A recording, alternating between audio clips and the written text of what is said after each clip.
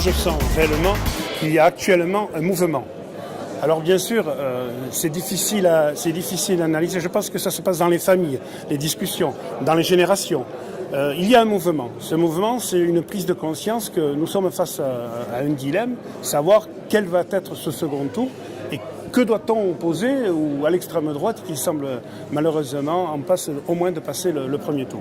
Moi je crois que la réalité, c'est que les gens qui sont des progressistes et que je représente ce soir doivent se retrouver naturellement avec des gens qui ont peut-être naturellement d'autres votes, mais qui ont intérêt à comprendre que l'intérêt de notre République, le moment important, c'est dans ce vote utile dès le premier tour. Alors pourquoi l'Ariège ? L'Ariège également, c'est la ruralité. Et c'est des points extrêmement importants parce qu'on reproche souvent à En Marche, il faut le dire clairement, d'être un mouvement un peu urbain. Et je pense que c'est important que ce message il soit par les membres du comité politique porté également dans les zones rurales. Il y a également un point qui est peu abordé, c'est que l'Ariège c'est aussi Artigat. Et donc c'est les questionnements sur les questions de sécurité et j'aurai l'occasion certainement ce soir d'en parler parce que je pense qu'entre la ruralité et les questions de sécurité, ce sont deux points très très importants qui sont des clés de voûte de la décision de cette campagne électorale.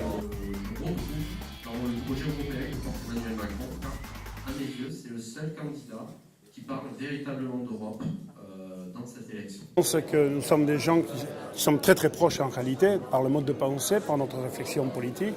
Et je crois que tout simplement, nous avons peut-être vocation à être ensemble dans ce mouvement que j'expliquais au début de mon propos. Il faut exclure personne. C'est le temps du rassemblement, le temps de l'explication, le temps peut-être de dire que certaines choses sont possibles financièrement, d'autres le sont beaucoup moins, que ça doit être des éléments de choix.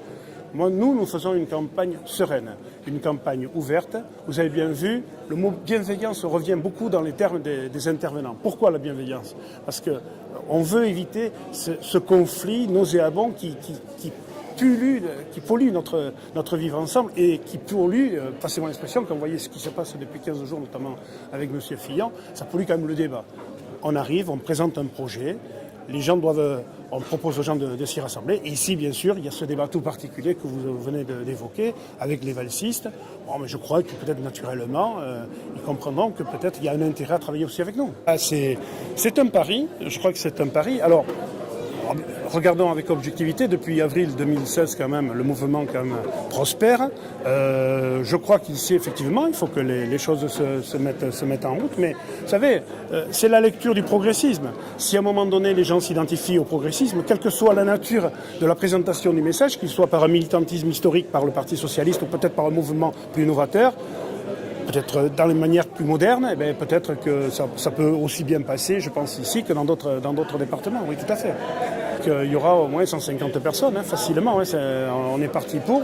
Et je crois que c'est un très très bon résultat. Et ça démontre bien cette dynamique que nous rencontrons dans les réunions publiques. Moi, c'est pas ma première réunion publique, loin de là. Je suis engagé depuis un certain temps. Et donc, effectivement, je constate, je l'ai vu en Lot-et-Garonne récemment, je l'ai vu dans les Pyrénées-Atlantiques, qu'il y a une vraie mobilisation. Et surtout, ce que je constate, c'est que les gens ont besoin et envie d'entendre des personnes auxquelles ils s'identifient. Et quel beau message que d'avoir un maire de la ruralité, un maire des Pyrénées qui traverse une grande partie des Pyrénées simplement pour leur dire bonjour, leur expliquer pourquoi il vient ce soir passer quelques heures avec eux, leur expliquer le sens de son engagement, pourquoi un jour lui aussi il s'est levé, il a marché, pourquoi il considère que pour la France cet enjeu est extrêmement important. C'est pas que l'enjeu par rapport à Emmanuel Macron. Dans le contexte où nous nous situons actuellement, c'est un enjeu réellement pour notre République. C'est aussi le sens de mon engagement et c'est le sens du propos que je tiendrai ce soir.